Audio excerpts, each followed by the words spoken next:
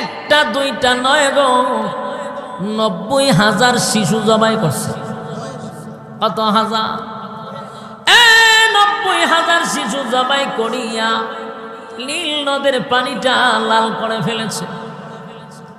একমাত্র মুসা নবী যেন দুনিয়ার জমিনে না আসতে পারে রে, এই জন্য ফেরাউন না 90,000 শিশুরে জবাই কইরা নীল নদের পানি ভাসায়া দিছে। কিন্তু রাখে আল্লাহ, মারে কে? কথা হয় না। ফেরাউন চান যেন মুসা নবী পৃথিবীতে না আসে।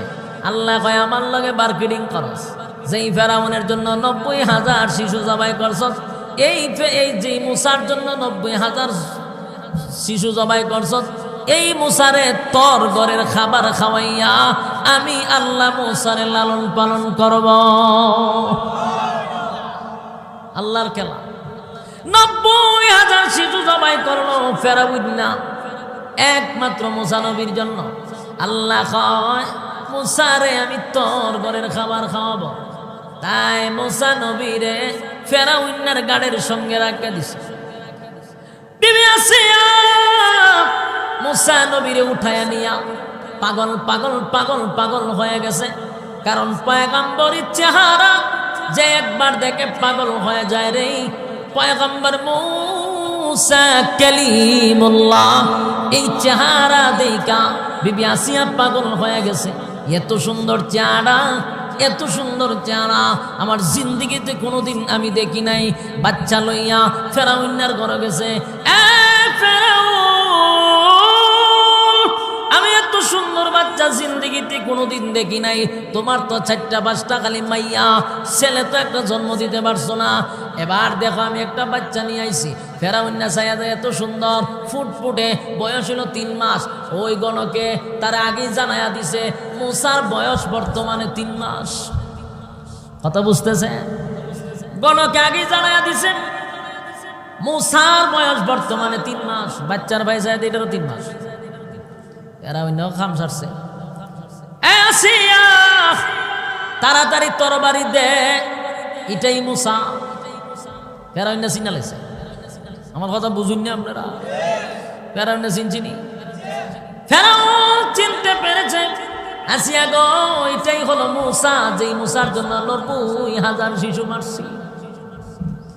দেশে তরবারি দে, আর দেরি করবো না, মুসারে আমি মারতে হবে। কিন্তু দেখবেন যত বড় লোক তত বউয়ের কাছে দুর্বল। কথা হয় না? রিস্কাওয়ালা কিন্তু বউয়ের কাছে দুর্বল না। কামলা যারা দিনে কাম করে, রোজে কাম করে, এরা বউয়ের কাছে দুর্বল না। এরা আয়াসারি বউরে একটা ট্রেট মারে, বউ ডরায় কাঁপতে থাকে। সব বড় আজরাইলেছে ধরো। কিন্তু যত বড় অফিসার আছে এরা গিয়া বউরে সালাম, ম্যাডাম। এরা বউয়ের কাছে খুব দুর্বল।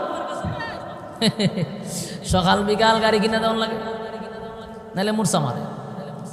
কারণ যত বড় লোক তার টেম্পার তত দুর্বল, যত গরিব তার টেম্পার গরম। সুবহানাল্লাহ।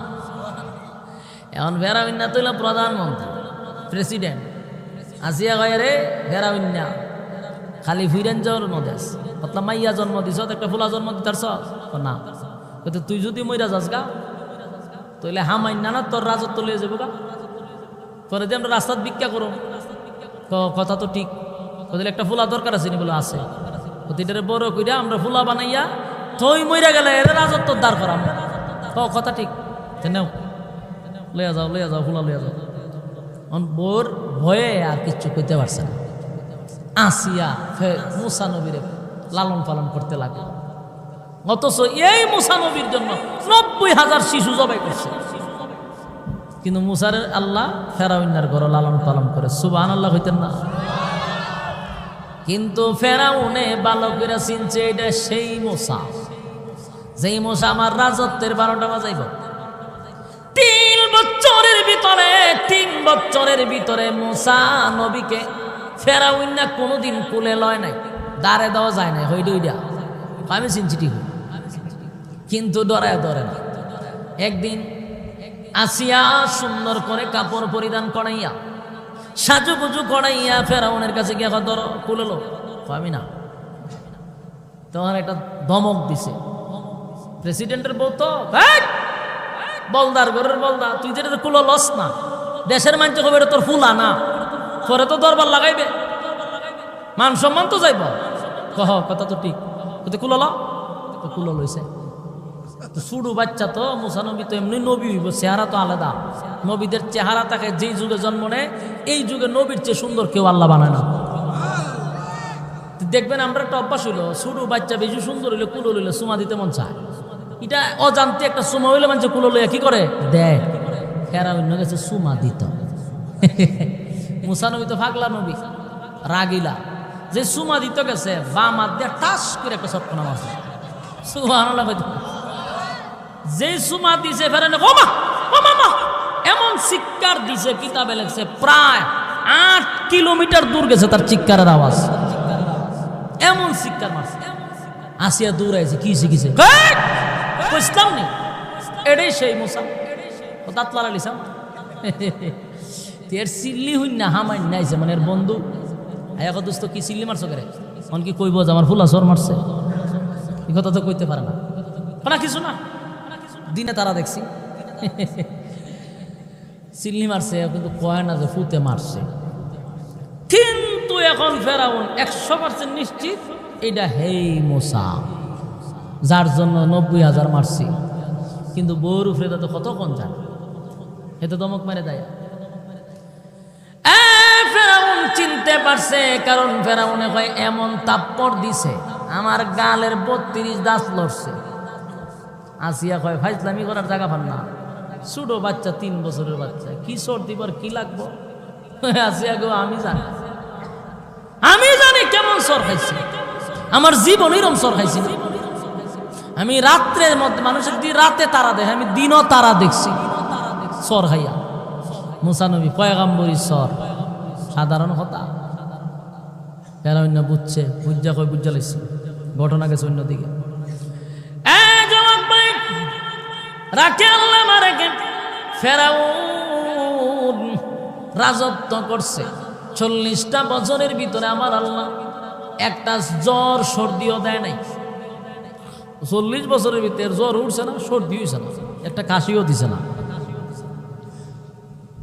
একক রাজত্ব করছে, রাজত্ব করতে করতে শেষে গিয়া কয় আমি খুদা। শেষে গিয়া কিতা কয় খুদা কয়ে লিছে। আল্লাহ বলে সার দিতে থাকি, কিন্তু বন্দা সার ভাইয়া আরো লাফায়। শেষে আল্লাহ কয় ফেরাউন রে খুদা দাবি করে লিছস। শেষে এই মুসারে, যে মুসারে লালন পালন করছিল, সেই মুসা নবীর মাধ্যমে আল্লাহ নীল নদে ফালাইয়া ফেরাউন্নার ইচ্ছা মতো সুবাইছে। কথা হয় না, সাইরা দিছে না, সুবাইয়া মারছে। কথা বুঝুননি, জনমের সুবানি সুবাইছে নীল নদে ফালাইয়া। তাহলে এখান থেকে শিখলাম আল্লাহ কাউকে ছেড়ে দেয় না। বলুন আল্লাহ কাউরে। পৃথিবীর 4 জন বাদশা ছিল যারা গোটা পৃথিবী ভ্রমণ করছে, গোটা পৃথিবী রাজত্ব করছে। কয়জন? 60 জনে গোটা পৃথিবীর রাজত্ব। এই গোটা পৃথিবীর রাজত্ব 60 জনকে দিছে, কিয়ামতের আগেও আর কাউকে দিবে না। এই 60 জনের আগেও কেউ আল্লাহ দেয় নাই, শুধু 60 জনকে দিছে গোটা পৃথিবী রাজত্ব করার জন্য। এর মধ্যে হলো নমরুদ, গোটা পৃথিবী রাজত্ব করছে নমরুদ্দা। আল্লাহ তারে ক্ষমতা দিছে, জনমের দেওয়া দিছে, দিতে দিতে নমরুদ্দা কম করছে না, ইব্রাহিম খলিলুল্লাহরে আগুনে ফলাইছে। ক্ষমতা পাইয়া ইব্রাহিম নবীরে আগুনে ফলাইছে, উলঙ্গ করছে, নির্যাতন করছে, কত না কাম কুকাম করছে নমরুদ্দা। আল্লাহ সার দিছে, দিতেছে শেষ পর্যন্ত এই নমরুদ কয় আনা রাব্বুকুমুল আলা, আমি তোমাদের রব আল্লাহ। নাউজুবিল্লাহ। ওই যে ক্ষমতা দিছে, এখন আস্তে আস্তে পাওয়ার বাড়ছে, শেষে কোথা দাবি বলেছে নমরুদ কেউ আমার আল্লাহ সার দিছে গো, গোটা পৃথিবীর বাদশা বানায়া দিছে। যখন খোদা দাবি করছে, আল্লাহ কয় খোদাও দাবি করছ। শেষে খোদা তো দাবি করে শেষ করে না।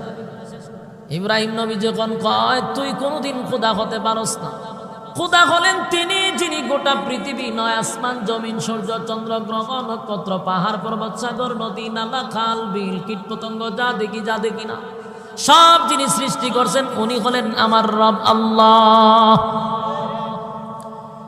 নমরুদ্দা জিগা ইব্রাহিম তোমার আল্লাহ তাকে কই পারো সে হতে আল্লাহ মেরালাম নাউজুবিল্লাহ কত বড় পাগল।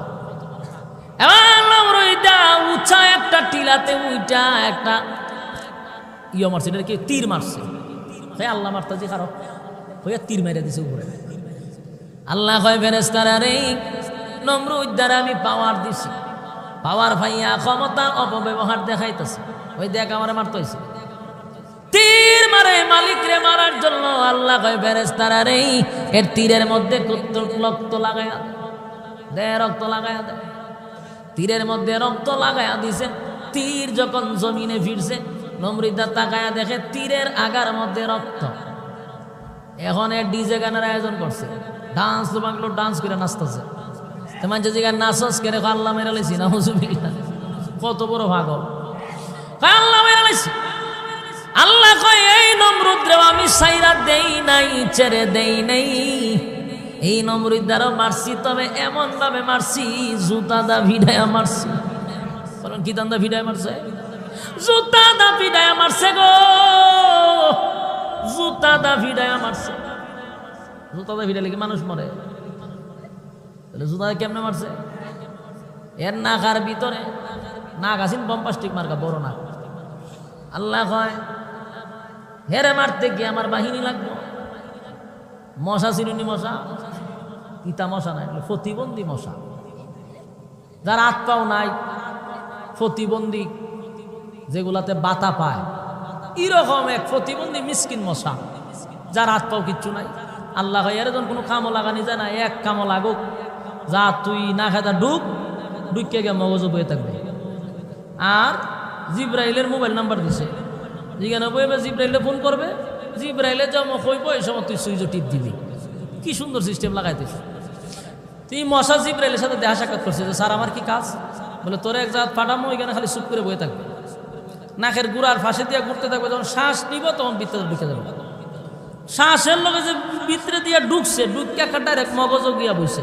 মগজ কিন্তু খুব নরম, মশা চিন্তা হচ্ছে সব বানায় সুপার সিকো নরম, এখানে বই থাকি বইয়া রয়েছে।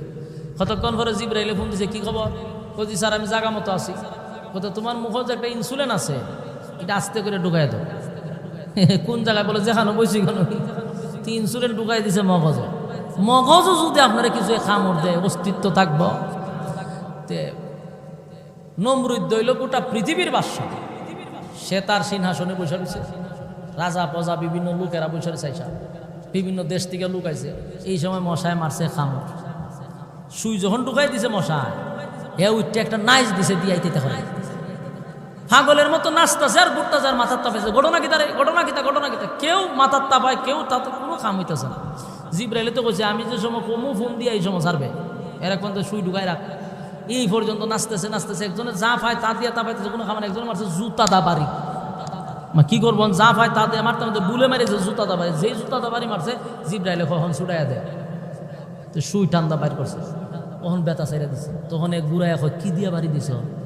তো স্যার মাফ করবেন আমারে, জানি আমার গলা থাকতো না, বুলে জুতা দা মারছি। কিথা দিয়া মারছে?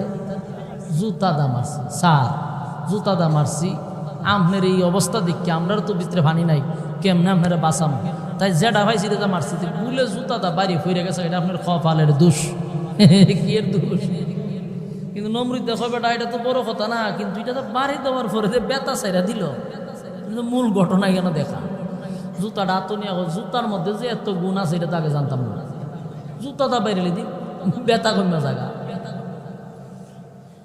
তখন কতক্ষণ পরে আবার বৈঠক করছে, বইয়া কথা কথা হইতেছে। যখন বড় বড় কথা হয় তখন জিব্রাইল ফোন হয়ে বড় কথা হয়, আরেকটা মেরে দে, আরেকটা গুতা দে, আবার লাফানো শুরু করে।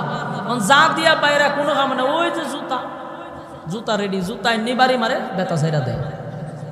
আল্লাহ সিস্টেম করে, যখন একবার পুরা পাক্কা বুঝ জ্বালাইছে যে এই মেডিসিন ছাড়া আমার রোগ ভালো হইতো না, তখন জুতাটা কেন রাখে, লেখালেখি করতেছে বড় বড় ম্যাজিস্ট্রেটের সামনে। আটকা খামড় দেয়, বেতা ধরে জুতাটা টাস করে একটা বাড়ি মারে, বাড়ি মেরে তুই আবার লেখালেখি করে। তো বিভিন্ন দেশ থেকে মানুষের কই আল্লাহ এটা বেজ্জিত এক প্রধানমন্ত্রী যদি বইয়ে জুতা দাবাই নিজের মাথা তো কিছুদিন পর্যন্ত এরকম ভাবে চাইতেছে, যত দিন যায় তত খালি খামুরের গতি বাড়ায়, তখন নিজে নিজে জুতা দাওতান করে বাইরে, জুতা দাওতান করে বাইরে, বাইরিতে বাড়িতে হাতও ব্যথা ধরে দিছে। আর কত বাইরি তো মানে একজন চাকরির জন্য নিয়োগ দিছে, নিয়োগ দিয়া দিছে সব জায়গায় যে বাদশার একান্ত কাছের একজন লোকের দরকার, মাসে এত টাকা বেতন, কাজ হইল জুতা দা বাইরে, কাজ কি জুতা দা বাইরে। আচ্ছা মনে করুন মেক্রুইন্নাতে আছে জার্মানি নাকি এর ফ্রান্সের মেক্রুইন্না, হে যদি আমার চাকরি দেয়, বলো আপনারা আমি এত 1000 টাকা দিব, শুধু জুতা দা আমারে বাইরিবেন। আমরা উনলে বললাম বলি রে টাকা লাগতো না, আমারে খালি অনুমতিটা দে, তোর কপালের মধ্যে আলে জুতা দা বাইরাম, টাকা লাগবো। তো ওই নমরুদ্দার আশেপাশে যে লোক এরাও তো বাড়ছাইতেছে যে আরে এরকম চাকরি একটা দরকার, অতদিন ধরে তো খাইতেছে, কি এর টাকা লাগবে, জুতা তাদের বাইরেতে পারবেন একটু বেশি। এখন একজনে কয় স্যার আমি চাকরিতে রাজি, কবে বেতন মন চাইলে দিয়ে না দিলে না, মনে হয় তোর তো জুতাটা বাইরে তার একটু বেশি, একটা জুতা একটা ধরাই দিছে না, টাইম মতো অর্ডার দিব, টাস করে বাড়ি মারবে।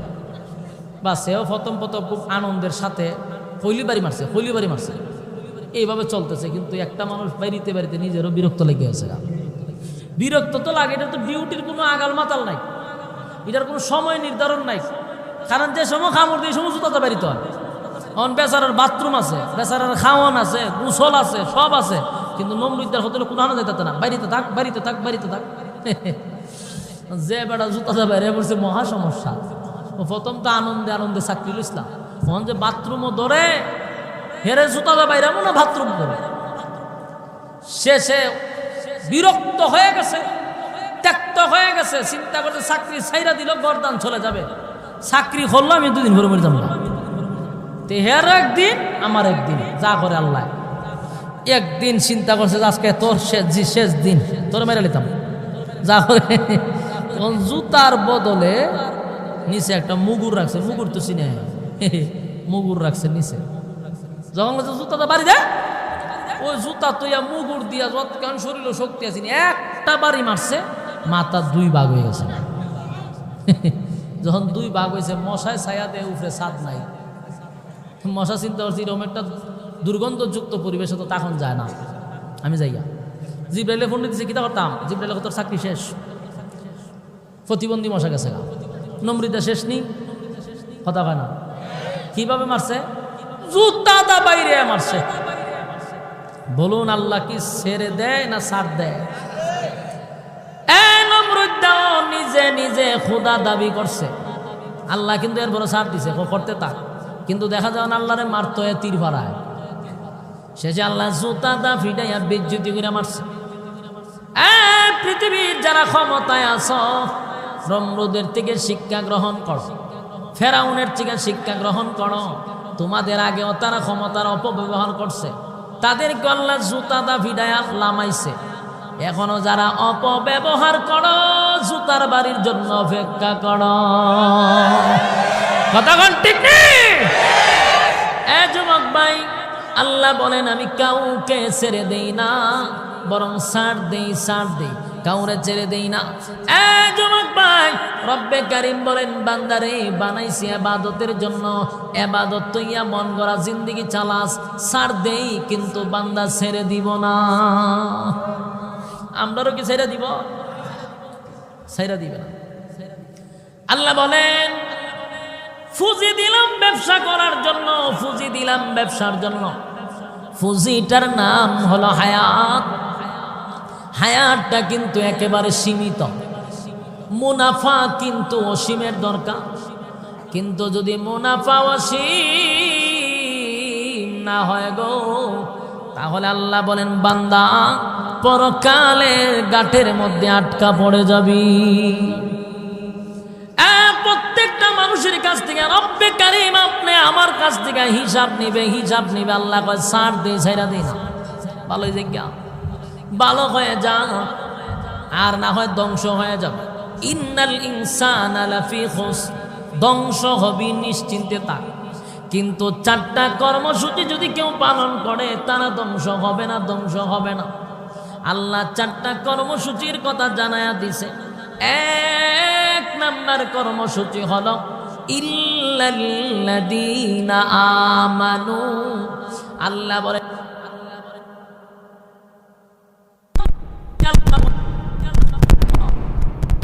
হলো আল্লাহ জানে আমরা যারা বসছি, আমরা যারা চলাফেরা করি, আমরা সুরতে ইমানদার কিন্তু হাকিকতে আমরা বেঈমান হইয়া বইয়া রইছি। কোন কথায় ইমান যায়, কোন কথায় ইমান আসে আমরা জানি না। সকালে আমরা মুমিন, বিকালে আমরা বেঈমান। হায়রে অনেক মানুষ জানে না ইমান কারে কয়, এটাও জানে না। ইমান যে কারে কয় সেটাও জানে না। বাস্তব না বাস্তব? যুবক ভাই, ইমান বড় মূল্যবান একটা সম্পদ। তাই ইমানদারকে আল্লাহ ওয়াজ করে ইমানদার হ। কারণ টুপি, দাড়ি, হ্যাঁ, লম্বা পাঞ্জাবি, এটা দেখলে ইমানদার কথা হয় না। অনেক ইয়াহুদিরা দেখলে আপনি বুঝবেন যে বড় বড় মাদ্রাসা সেগুলো দিস। ইয়াহুদির বাচ্চারাও দাঁড়িয়ে রাখে, এরাও দেখবেন উদ্দু ছোট একটা টুপি কেন লাগাইতে রাখে। শয়তানের বাচ্চাগুলি টুপি একটা লাগাইতে রাখে। লেবাস দেখলো কি ইমানদার বলা যাব? হ্যাঁ, কথা দিয়ে কই না। লেবাস দেখলি কিন্তু ইমানদার বলা যাবে না। রাসূলের যুগে একজন বেঈমানের নাম ছিল, সবচেয়ে বড় মুনাফিক ছিল, মুনাফিকের লিডার ছিল। এর নাম হলো আব্দুল্লাহ ইবনে উবাই ইবনে সুলুল। এই সূরা কিন্তু রাসূলের পিছনে নামাজ পড়তো। কথা বুঝতেছে? হাবিব কিবরিয়ার পিছনে নামাজ পড়তো গো, নবীর পিছনে নামাজ পড়তো, নবীর পিছনে। নবীর যেমন দাড়ি হেরো এরম দাড়ি, নবীর যেমন মাথায় টুপি পাগড়ি হেরো পাগড়ি আছে। কিন্তু জিবরাইল আলাইহিস সালাতু ওয়াস সালাম বলেন, হাবিব এই নেন মুনাফিকের লিস্টি দিলাম। মুনাফিকের লিস্টি কুইলা দেখে সর্বপ্রথম যার নাম, সে নবীর পিছনে নামাজ পড়ে। কেমনে বুঝবে কোনটা মুমিন কোনটা মুনাফিক? কথা কই না দি। ওয়াজও যারা আইছে সবাই কি ইমানদার?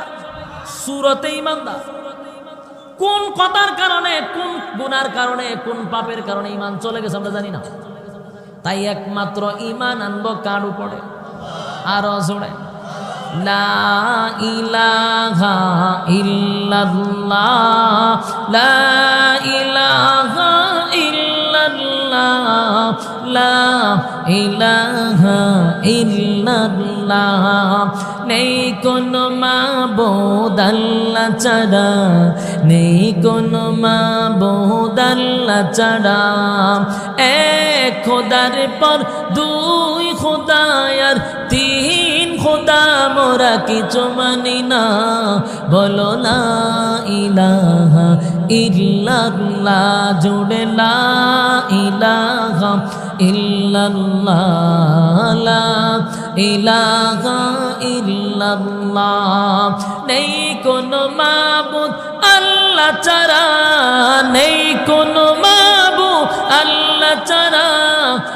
এক খোদার পর দুই খোদা আর তিন খোদা, মোরা কিছু মানি না। বলো লা ইলাহা। কি দাও আওয়াজ কম করে, মজা লাগে না?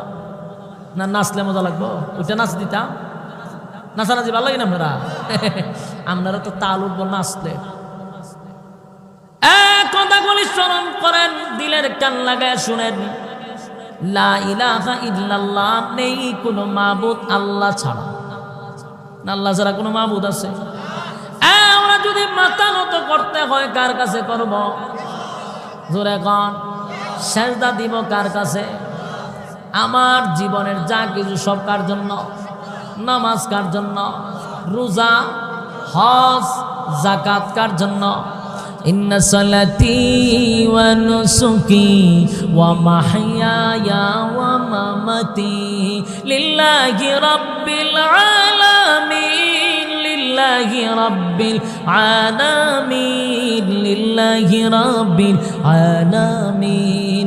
আমার নামাজ, আমার রোজা, আমার হজ, আমার যাকাত সব কিছু তোমারই জন্য। ইন্না সালাতি ওয়া নুসুকি ওয়া মাহইয়ায়া ওয়া মামাতি লিল্লাহি রাব্বিল আলামিন, লিল্লাহি রাব্বিল আলামিন, লিল্লাহি রাব্বিল আলামিন। বলুন নামাজ কার জন্য? নামাজ আল্লাহর জন্য। আমার মাথাটা, এই যে কপালটা, এটাও আল্লাহর জন্য। আল্লাহ সারা কারো কাছে মাথা নত করা যাবে না।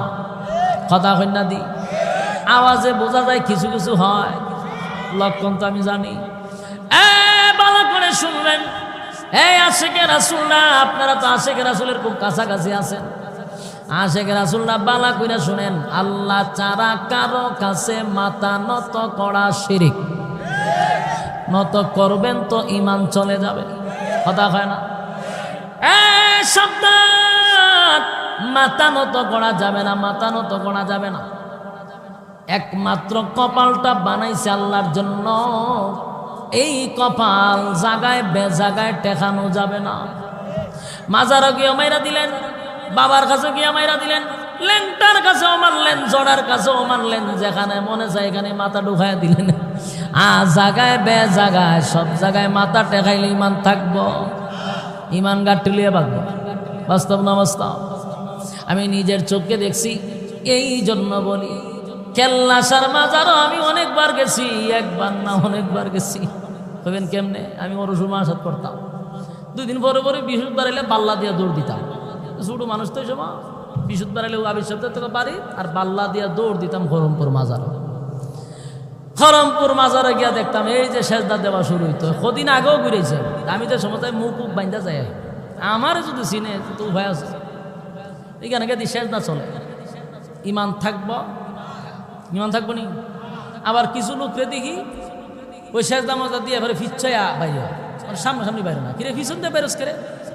বাবারে ফিস দিয়া যাওয়ান যায় না। এই সময় জুতা দা বাইরাইয়া কপালের সারা মারা ফাড়াইলাম দরকার আছে। আল্লাহর রাসূল রে সামনেতে সাহাবায়ে কেরাম আসছে আর গেছে। এই সময় সামনাসামনি কোনো সাহাবায়ে গেছে যে হুজুর আল্লাহ রাসূলের ফিস দেওয়ান যেত না? কথা কই না দি। মদিনা এত বড় রাসূলের রওজা, কোনো মানুষ কি ফিস দিয়া যায় না? যায়, সামন দিয়া কেউ যায় না। এরা বলে ফিস দিয়া, বলে বাবারে ফিস দেওয়ান যেত না। তোর বাবা কি রাসূলের চেয়ে বড় গেছে? পৃথিবীর সবচেয়ে বড় মাজার হলো মদিনা শরীফে, ঠিক কিনা? এরা নিয়ম বাইর করে, এইভাবে মুখ দিয়া দিয়া দিয়ে দিয়ে ফিচ্ছে ফিচ্ছে বাইরে। দেখছেন কিনা জানি, আমি দেখছি ফিচ্ছে বাইরে। এর উদ্দেশ্য ছিল বাবারে ফিস দেওয়ান যায় না। তোর বাবারে ভালো ঠাড়া পড়ছে, ফিস দিয়ে বাড়িতে না গেলে ঠাড়া পড়বনি তোর উপরে। তোরে কি ফিস হিসাবে হয়ে গেছি তা করতে? অনেক মাজারগুলি ছিল, ফিরগুলি ছিল ভালো, অনেক মাজারের অলি আসলে অলি ছিল এরকম, কিন্তু এই ভণ্ডামি কইরা মাজারগুলিরে দিছে ধ্বংস বানায়। কেল্লাসা যতটুক জানি, আমি জানি না, যতটুক শুনছি উনি ভালোই ছিল, নাম হয়েছে কেল্লা। কিন্তু আমরা যে সমস্ত কাজ গিয়া যা শুরু করছি, একবারে নাফাক বানায় তো রাখছে। ওইখানটা সাইডে ফাইডে আখামও চলে, কারণ আখাওরা তো আমার নিজস্ব বক্তবিন্দু আছে, বাড়ি আছে, যাদের স্থানীয় লোক, এদের সাথেও কথা বলছে, ভাই আখাময় আখাম একের এইভাবে বলছে আখাময়। আমি বাস্তা করলে এই তো তখন ছিলাম না, আরে আরো কত তখন ভাই তার ব্যাঙ্গে কেমন কইতাম, আল্লাহর ওলি কি হয়ে গেছে তোরা ইতা করতে? ওলিরে নাফাক করছ না তোরা, তোরার উপরে আরো ঠাড়া পড়ব। আহা, আমরা ওলিদের বিরুদ্ধে না। এই দেশ ইসলাম প্রচার করছে একমাত্র ওলি আল্লাহরা, এটা অস্বীকার করতে পারবেন না আপনি। শাহজালাল এই দেশে আসার পরে ইসলাম এর দাওয়াত প্রচার হয়েছে। শাহজালাল তো একবার নিঃসন্দেহে একজন আল্লাহর ওলি। উনি তো এই দেশে আসে না ডাইলে চাইলে খিচুড়ি বানাইবার লেগে, ডাইলে চাইলে খিচুড়ি বানাবে লাইছে না, মানুষকে দিন শিখানোর জন্য আসছে। উনি কয়ে গেছেন বেলা মন লেগে গাঞ্জা খাইস, হয়ে গেছে সিদ্ধি ছাড়া বাবুডে না, সিদ্ধি হেলে বাবুডে। যাকে উড়ে আকাশ জুড়ে, যাকে উড়ে আকাশ জুড়ে, দেখতে কি সুন্দর বাবাজি, জালালি কই তোর বাবাজি। কি গান গায়! আরে এখন আমার কথা হলো, এই কপাল খার জন্য কোনোদিন মাজার গেছে দিবে কোনো বাবার দরবার জড়া ল্যাংটার কাছে? যদি কোনগুলো যদি প্রমাণ দেন, কয়টা প্রমাণ নেবেন? সব প্রমাণ মোবাইলে রাখিয়ে আবার ওয়াজ করি। কারণ কোন সময় যদি কত প্রমাণ দেন, তেরে যেন জুতা দেখা বাড়িতে পারি, এলে প্রমাণ রাখছি। কত মহিলা গিয়া সেজদা দিতেছে, আমি নিজে দেখছি সেজদা দিতেছে। এরপরে এইভাবে ইতাইতা করে, ইতাইতা কে ইতা করবে? আহা, মুসলমানের ধর্মটারে এরা দিছে 12টা বাজে ইতা করা শুরু করছে। আর এগুলাকে কিছু সাপোর্ট দেয়, কিছু গাঞ্জা খুর মার্কা লোক কিছু সাপোর্ট দেয়, সাপোর্ট দেয় এগুলারে। আল্লাহ তাদেরকে হেদায়েত দান করুক। আমি আবারও বলছি, আমরা অলির বিরুদ্ধে নয়, আমরা তোদের ভণ্ডামির বিরুদ্ধে। তারা যে ভণ্ডামি কলাস, এই ভণ্ডামির বিরুদ্ধে আমরা। কোন অলিরা কইয়া গেছে না ইয়া হামকু হামকু তোরা খরচ করে। মাজার গুলিরে বানাইছে পুরো একটা ব্যবসা, পুরা ব্যবসা। বাস্তব না বাস্তব? পুরা ব্যবসা বানাইছে। আপনারা অনেকে রাগ করতেছেন কারণ এইগুলার বক্ত আপনারা আমি জানি, কিন্তু আমার যুক্তি দিয়া বুঝান, আমার যুক্তি দিয়া বুঝান।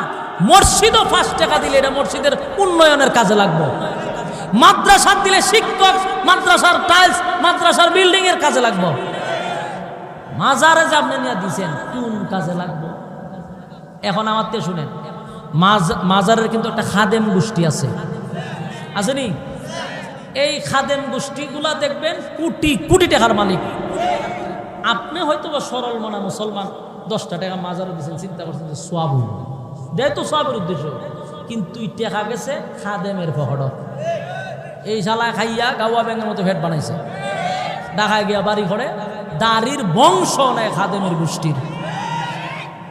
টেকা যে দিলেন, ওলি তো খবর থেকে টেকা ঠান্ডা নিত না, নিব গা নেয় কাটা খাদেম, নেয় কাটা খাদেম। আরে ভাই আর কেমনে বুঝাইতাম? এরপর তো আমার বিরোধিতা করে। আমি তো অলির বিরুদ্ধে নয়, খাদেমরা খাওয়াইয়া ফের গামলা বানাইতেছেন। এখন খাদ্য লই এমনি খাদ্য নিলে ফের টুকাইয়া বানায়, এমন খাওয়ানি খাওয়াইছে। মসজিদও দেন কাজে লাগবো, মাদ্রাসা দেন কাজে লাগবে। অথবা নিজে 10টা টাকা খান সব হইব, তো নিজের শরীরটা দিচ্ছেন, আরেকবার খাওয়াইতাম কেন? আল্লাহর ওলি যদি খাইতো তাও মনটারে বুঝাইতাম, এটা খা দেবে কথা হয় না। আমার কথা যদি বিশ্বাস না করে, আজকে তো কেল্লাসার দরবারের কাছাকাছি, ওইখানকার মানুষটি জিগাই না রে হইব বলে, হয় এখানে একটা খাদিম গোষ্ঠী আছে। কয়েক বছর পরে পরে একটা ডাক হয়, ডাক হয়নি? এটা কি ব্যবসার জায়গা? মাজার কি ব্যবসার জায়গা? এইটা করলে একটি সমস্যা, কথা হয় না। আর জায়গায় জায়গায় লাল নিশান উড়াইয়া এই শুরু করে দিছে। বাবারে অলির বিরুদ্ধে নয়, জায়গায় জায়গায় লাল নিশান কেন উড়ায়? এটা ব্যবসা বানাইছে, খাদেমরা ব্যবসা বানাইছে, কথা এখন ঠিক নেই। ওই দেখা যায় বন্ড বাবার মাজার নামের কারখানা, ওই দেখা যায় বন্ড বাবার মাজার নামের কারখানা। বুকা সুকা মানুষ দইরা, বুকা সুকা মানুষ দইরা, পুঞ্জি চারা মাল কামায়। ওই দেখা যায় বন্ড বাবার মাজার নামের কারখানা, ওই দেখা যায় বন্ড বাবার মাজার নামের কারখানা। আজকের থেকে স্পষ্ট কথা, আমরা কোন অলির বিরুদ্ধে, সব অলিরাই যারা হকের পক্ষে আছে এরা সত্য, বাকি যারা ব্যবসা সুরত করছে এদের বিরুদ্ধে। বাস্তব না বাস্তব? সম্মানিত শুধু আজকের পর থেকে আমরা স্পষ্ট, মাথা একমাত্র কার জন্য সেজদা দিব? কার কাছে?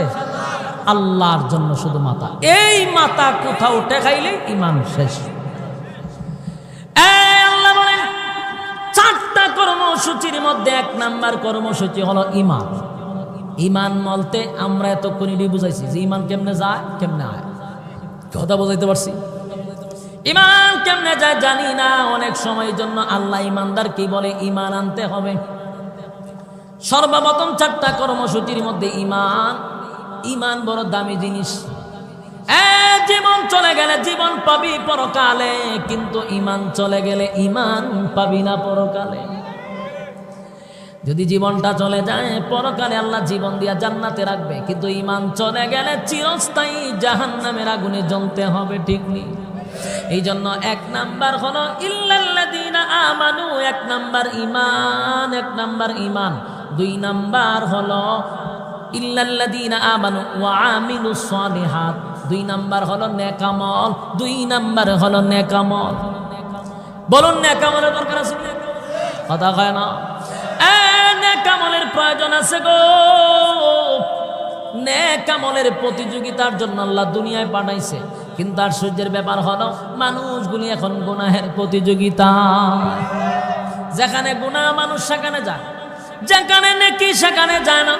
আল্লাহ না করুক আজকে যদি আমি আশরাফি নাইয়া মমতাজা পাইতো, কিতা বুঝুন? ওই যে বিদ্যুৎ দেবেছে ওই মমতাজা পা, কথা হয় না? ফেরিওয়ালা ফেরিওয়ালা আফা যদি আইতো মানুষ জায়গা দিতে পারতে। হ্যাঁ, 500 টাকার টিকিট দিয়ে আমরা জায়গা পাইতেন না। ওই এলাকার বুড়াটি হইলে সেটটা আমার সামনে রাখিস। বাস্তব না বাস্তব? কিন্তু এখানে মাহফিল মানুষ নাই, কারণ মানুষ গুনাহের প্রতিযোগিতা। হ্যাঁ, নেকের প্রতিযোগিতায় মানুষ পাওয়া যায় না রে, নেকের প্রতিযোগিতায় মানুষ পাওয়া যায় না। যুবক ভাইরা আমার, তোমাদের হাতে ধরে বলি, পায়ে ধরে বলি, আমি জানি এখানে কোন দলের মানুষ। এরপরও বলতেছি, একটা কত মন গড়া বলি নাই, যা এতক্ষণ বলছি এটাও সঠিক কথা বলছি। কারণ এই মাথা আল্লাহর জন্য, কোনো ফিরের জন্য নয়, কোনো দরগার জন্য নয়, কোনো বাজারের জন্য নয়, একমাত্র খোদার কাছে মাথা নত করবো, ঠিক কিনা? এই ইমান।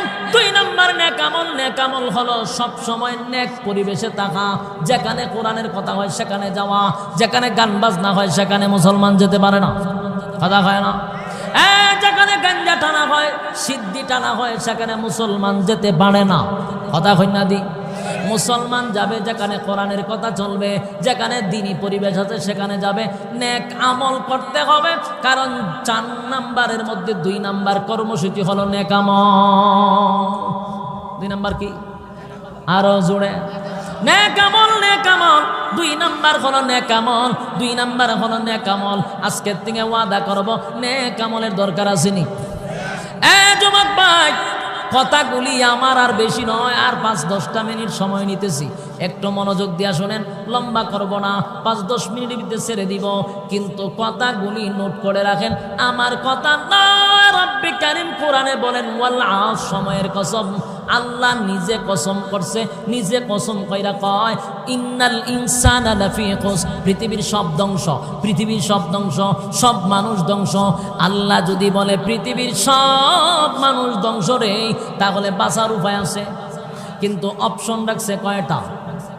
কথা বল না, 4 অপশন রাখছে। একটা হলো ইমান, 2 নাম্বার হলো নেক আমল। এই 4টা অপশন যারা মানবে তারা জান্নাতে যাবে, তাদেরকে আল্লাহ ধ্বংস করবে না।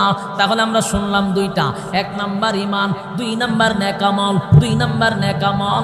3 নাম্বার হলো আল্লাহ রাব্বুল আলামিন বলেন ওয়া তাওয়াসাউ বিল হক ওয়া তাওয়াসাউ বিস সাবর।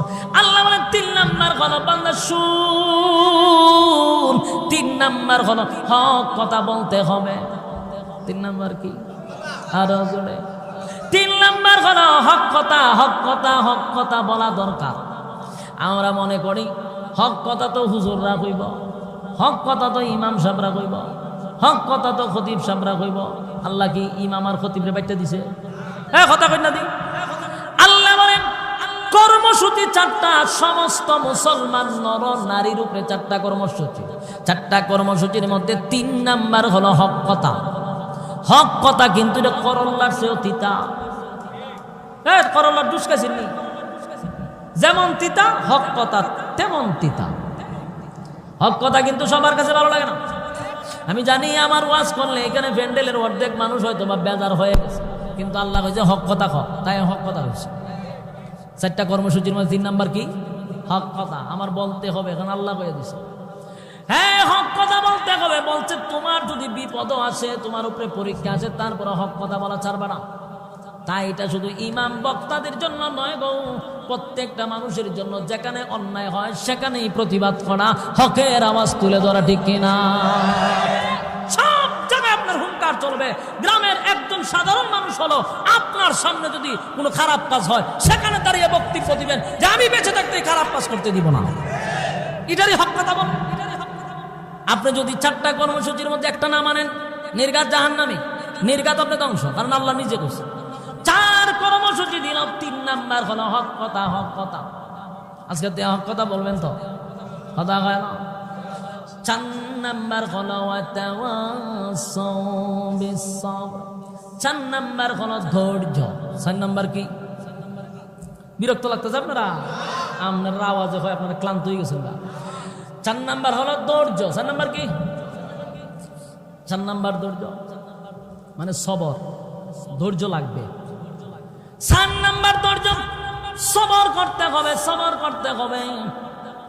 কারণ যদি আপনার ধৈর্য না থাকে, ঈমান রাখতে পারবেন না। ঈমানের জন্য ধৈর্য লাগবে, কারণ ঈমান রাখতে গেলে পরীক্ষা আসবে, কথা হয় না? ফিলিস্তিনের উপরে পরীক্ষা শুরু হয়ে গেছে।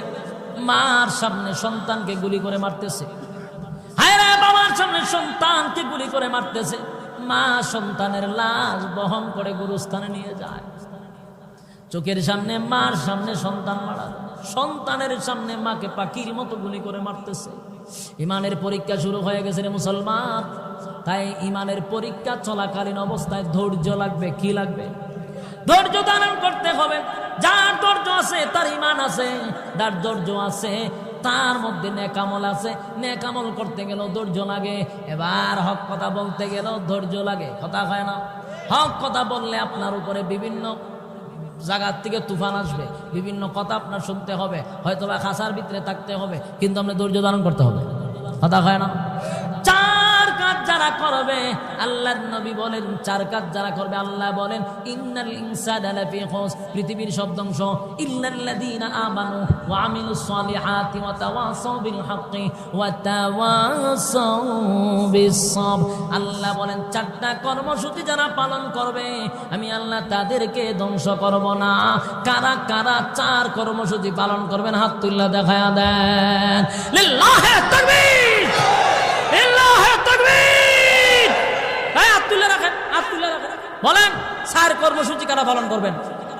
1 নাম্বার ঈমান, 2 নাম্বার নেকামল, 3 নাম্বার হক কথা, 4 নাম্বার ধৈর্য। 4 নাম্বার ধৈর্য।